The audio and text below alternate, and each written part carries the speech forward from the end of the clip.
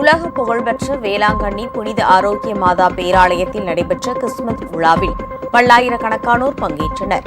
வேளாங்கண்ணி விண்மீன் ஆலயத்தில் உள்ள சேவியர் திடலில் சிறப்பு கூட்டுப்பாடல் திருப்பலியினை பேராயர் அதிபர் இருதயராஜ் நிறைவேற்றினார். அதனைத் தொடர்ந்து இயேசு கிறிஸ்து பிறப்பு நற்செய்தி வாசிக்கப்பட்டு குடிலில் பிறந்த குழந்தை இயேசுவின் பாதத்தில் பாதிரியார்கள் முத்தமிட்டனர்.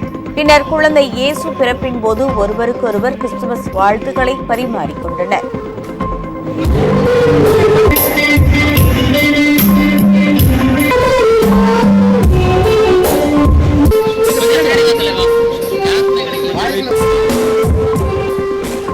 உங்கள் ராஜ் நியூஸ் தொலைக்காட்சியில் திங்கள் முதல் வெள்ளி வரை தினந்தோறும் பிற்பகல் 2 மணிக்கு உங்கள் பகுதியில் உள்ள குறைகளை நேரலையில் தெரிவிக்கும் புகார் பெட்டி நிகழ்ச்சி.